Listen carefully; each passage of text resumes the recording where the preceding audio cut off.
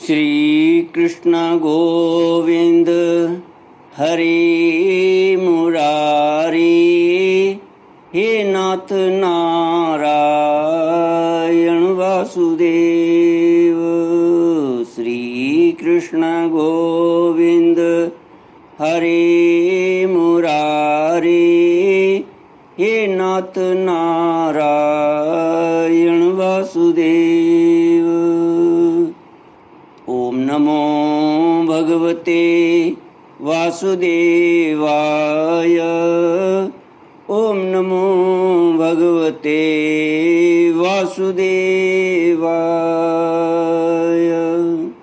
कृष्णाय वासुदेवाय हरये परमात्मने प्रणतक्लेशनाशाय गोविन्दाय नमो नमः। सच्चिदानन्दरूपाय विश्वोत्पत्त्यादिहेतवे तापत्रयविनाशाय कृष्णाय वयं नमः।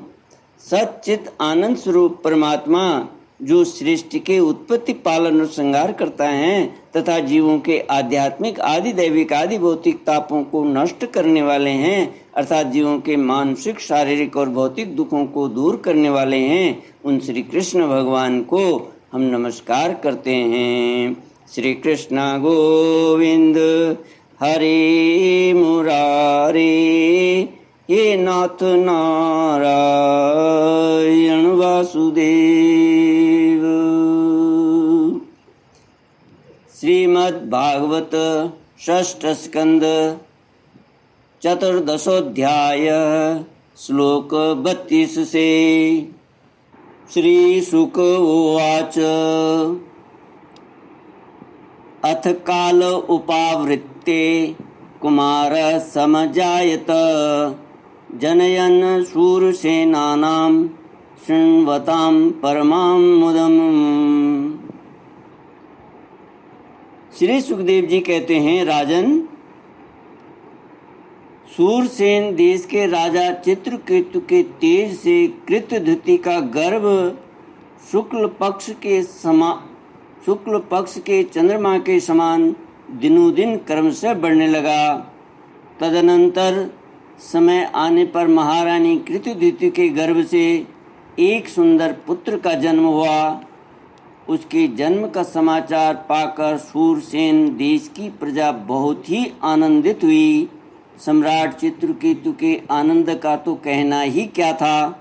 वे स्नान करके पवित्र हुए, फिर उन्होंने वस्त्राभूषणों से सुसज्जित हो ब्राह्मणों से स्वस्ति वाचन कराकर और आशीर्वाद लेकर पुत्र का जात कर्म संस्कार करवाया। उन्होंने उन ब्राह्मणों को सोना चांदी वस्त्र आभूषण गांव घोड़े हाथी और 6 अर्बुद गौएं दान की। उदार शिरोमणि राजा चित्रकेतु ने पुत्र की धन यश और आयु की वृद्धि के लिए दूसरे लोगों को भी मुंह मांगी वस्तुएं दी। ठीक उसी प्रकार जैसे मेघ सभी जीवों का मनोरथ पूर्ण करता है। परीक्षित, जैसे यदि किसी कंगाल को बड़ी कठिनाई से कुछ धन मिल जाता है तो उसमें उसकी आसक्ति हो जाती है, वैसे ही बहुत कठिनाई से प्राप्त हुए उस पुत्र में राजऋषि चित्रकेतु का स्नेह बंधन दिनों दिन दृढ़ होने लगा। माता कृतधृति को भी अपने पुत्र पर मोह के कारण बहुत ही स्नेह था, परंतु उनकी 100 रानियों के मन में पुत्र की कामना से और भी जलन होने लगी। प्रतिदिन बालक का लाड प्यार करते रहने के कारण सम्राट चित्रकेतु का जितना प्रेम बच्चे की माँ कृतधृति में था उतना दूसरी रानियों में न रहा। इस प्रकार एक तो वे रानियां संतान न होने के कारण ही दुखी थीं, दूसरे राजा चित्रकेतु ने उनकी उपेक्षा कर दी, अतः वे डाह से अपने को धिक्कारने और मन ही मन जलने लगीं। वे आपस में कहने लगीं, अरे बहनों, पुत्रहीन स्त्री बहुत ही अभागिनी होती है। पुत्र वाली सौतें तो दासी के समान उसका तिरस्कार करती हैं, और स्वयं पतिदेव ही उसे पत्नी करके नहीं मानते। सचमुच पुत्रहीन स्त्री धिक्कार के योग्य है।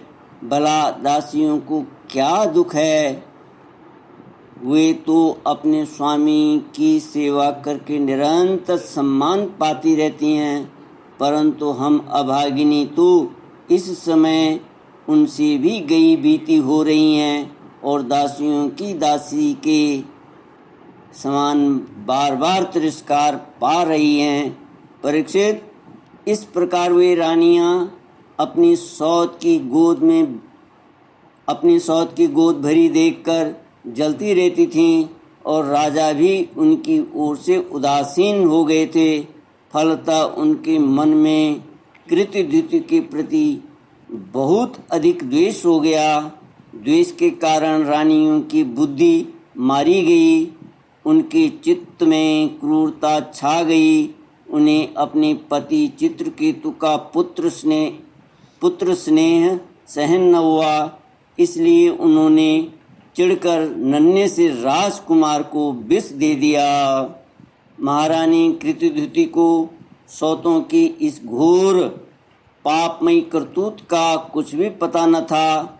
उन्होंने दूर से देखकर समझ लिया कि बच्चा तो सो रहा है, इसलिए वे महल में इधर उधर डोलती रहीं। बुद्धिमती रानी ने यह देखकर कि बच्चा बहुत देर से सो रहा है, धाय से कहा, कल्याणी, मेरे लाल को ले आ। धाय ने सोते हुए बालक के पास जाकर देखा कि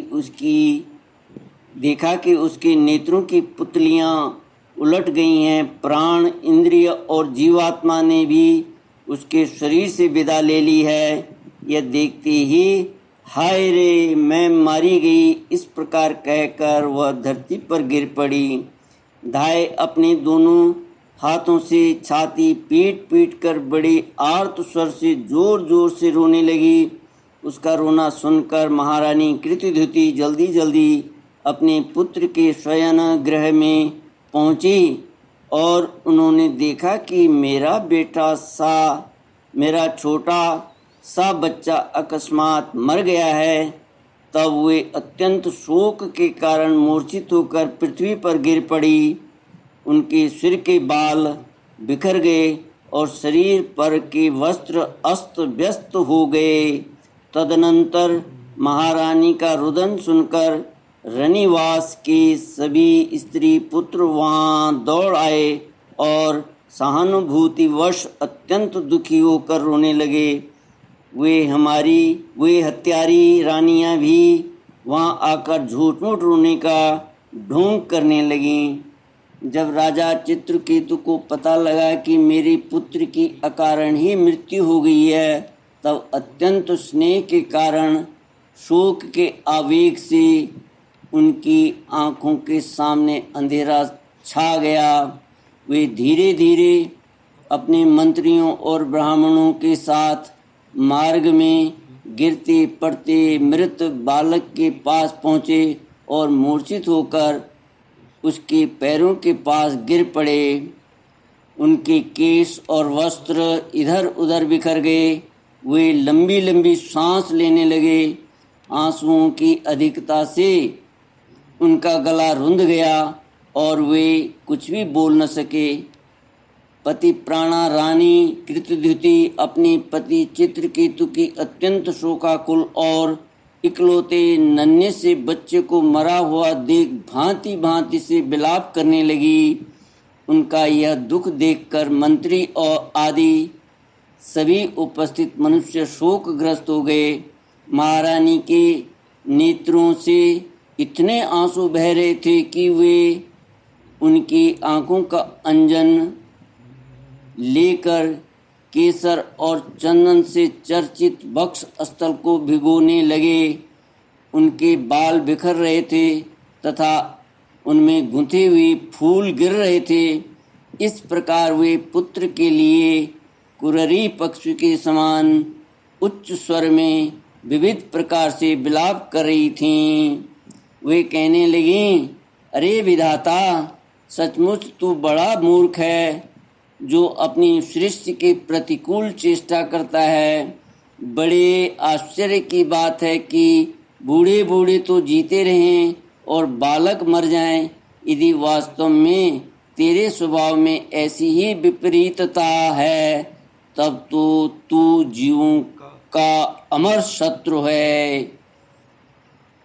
यदि संसार में प्राणियों के जीवन मरण का कोई क्रम न रहे तो वे अपने प्रारब्ध के अनुसार जन्मते मरते रहेंगे। फिर तेरी आवश्यकता ही क्या है? तूने संबंधियों में स्नेह बंधन तो इसलिए डाल रखा है कि वे तेरी सृष्टि को बढ़ाएं, परंतु तू इस प्रकार बच्चों को मारकर अपनी किए कराए पर अपने हाथों पानी फेर रहा है। फिर वे अपने मृत पुत्र की ओर देख कर कहने लगी, बेटा, मैं तुम्हारे बिना अनाथ और दीन हो रही हूँ। मुझे छोड़कर इस प्रकार चले जाना तुम्हारे लिए उचित नहीं है। तनिक आँख खोलकर देखो तो सही, तुम्हारे पिताजी तुम्हारे वियोग में कितने शोक संतप्त हो रहे हैं। बेटा, जिस घोर नरक को निसंतान पुरुष बड़ी कठिनाई से पार कर पाते हैं, उसे हम तुम्हारे सारे अनायासी पार कर लेंगे।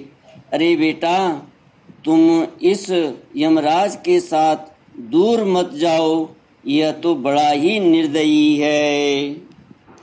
मेरे प्यारे लल्ला, ओ राजकुमार, उठो। बेटा, देखो, तुम्हारे साथी बालक तुम्हें खेलने के लिए बुला रहे हैं। तुम्हें सोते सोते बहुत देर हो गई, अब भूख लगी होगी। उठो, कुछ खा लो, और कुछ नहीं तो मेरा दूध ही पी लो और अपने स्वजन संबंधी हम लोगों का शोक दूर करो। प्यारे लाल, आज मैं तुम्हारे मुखारविंद पर वह भोली भाली मुस्कुराहट और आनंद भरी चितवन नहीं देख रही हूँ। मैं बड़ी अभागिनी हूँ। हाय हाय, अब भी मुझे तुम्हारी सुमधुर तोतली बोली नहीं सुनाई दे रही है। क्या सचमुच निष्ठुर यमराज तुम्हें उस परलोक में ले गया जहाँ से फिर कोई लौट कर नहीं आता? श्री सुखदेव जी कहते हैं, परीक्षित, जब सम्राट चित्रकेतु ने देखा कि मेरी रानी अपने मृत पुत्र के लिए इस प्रकार भांति भांति से विलाप कर रही है, तब वे शोक से अत्यंत संतप्त हो फूट फूट कर रोने लगे। राजा रानी के इस प्रकार विलाप करने पर उनके अनुगामी स्त्री पुरुष भी दुखित होकर रोने लगे। इस प्रकार सारा नगर ही शोक से अचेत सा हो गया। राजन, महर्षि अंगिरा और देवर्षि नारद ने देखा कि राजा चित्रकेतु पुत्र शोक के कारण चेतनाहीन हो रहे हैं, यहाँ तक कि उन्हें समझाने वाला भी कोई नहीं है। तब वे दोनों वहाँ आए। श्री कृष्ण गोविंद हरे मुरारी, हे नाथ नारायण वासुदेव। इति श्रीमद्भागवते महापुराणे पारमहंस्यां संहितायां षष्ठस्कन्धे चित्रकेतुविलापो नाम चतुर्दशोऽध्याय।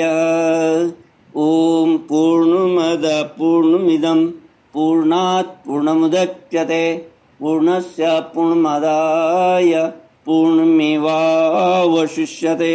ओम शांति शांति शांति।